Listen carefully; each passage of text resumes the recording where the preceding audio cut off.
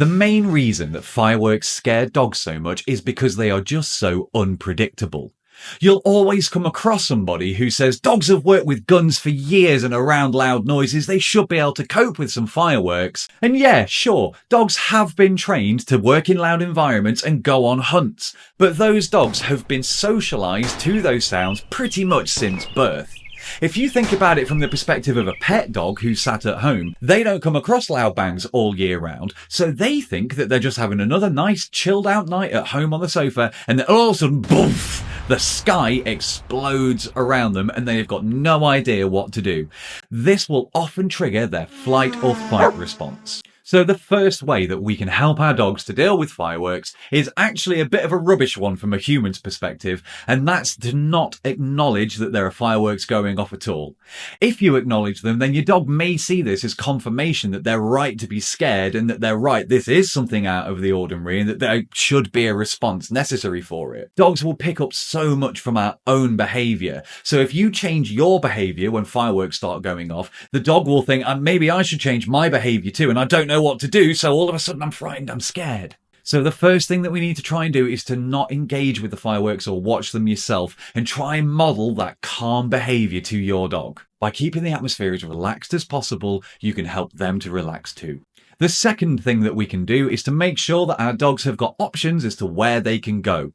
If a dog feels trapped and they can't get away or do anything about it, they might become prone to lashing out. Even dogs that have never been aggressive before could still potentially show some aggressive behaviour if they feel like they're cornered.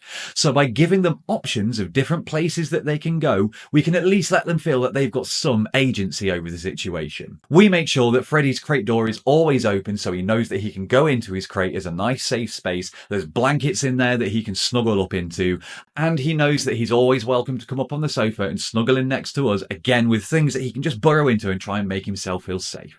The third thing that we can do to help dogs deal with fireworks is to be proactive with our walks. Bonfire night in the UK and the 4th of July in America see the biggest spike in reports of lost dogs that have ran away from their owners or slipped the leads. This is because they were often being walked outside while there were fireworks going off and the dog took the runaway option. So if we know that there are liable to be fireworks around soon, then it's always worth trying to make sure that you get that walk in nice and early, tie them out a little bit on the walk as well, and do it before there's any chance of running into any fireworks. Now, I know it's not a perfect world and not everybody is going to have a chance to be able to walk their dogs before nightfall. So if you do have to take them out and there's a risk of fireworks going off, always make sure that they've got something reflective on, they're on a good lead, they've got a name tag into them, and that any microchip information is up to date. The fourth thing that we can do is to look at the special fireworks blankets and jackets that you can put your dog in. These suits, often sold as thunder jackets, will gently wrap your dog with a slight pressure, which can apparently help to calm them down. If you do decide to give these a try, you will need to make sure that you've practiced having your dog wear these in the lead up to bonfire night. If the thunder blanket only ever comes out when it's thundering or when there's fireworks going off,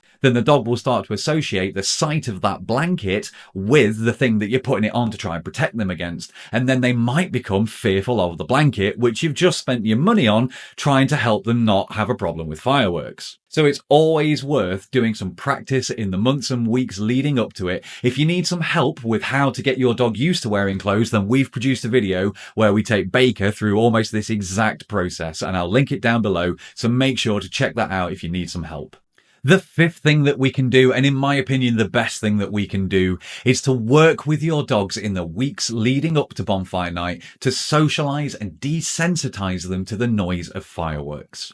Now, while there is no substitute for the real thing, YouTube is a great resource when it comes to finding videos of fireworks. We've produced our own special one, which will be linked at the end of this video to try and help you and your dog. And we've also changed the colours to try and make it a bit more vivid to a dog's sight as well. Now, the way that we use videos to help dogs get used to fireworks is have it on the TV at a reasonable volume while you're doing some obedience training with them or while they're having a meal, something that's going to try and distract their minds a little bit so that they don't concentrate on that noise so much and maybe start to associate it with something a bit more fun.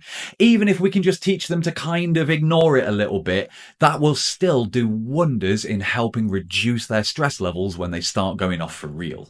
Hopefully there was something here that will help you and your dog get through a firework display with as few problems as possible. Coming up next will be the Firework Socialisation video, which is purely firework noises for you to use, and I really hope that it does give you some help in working with your dog. If you want to see more advice and support from us, then please come and find us on Facebook, Instagram, TikTok, all the good social medias where we are at SkoolDoggery. Our aim really is to give everybody the help they need to have a great dog all year round, and Bonfire Night, the 4th of July and New Year's Eve should be no exception to this.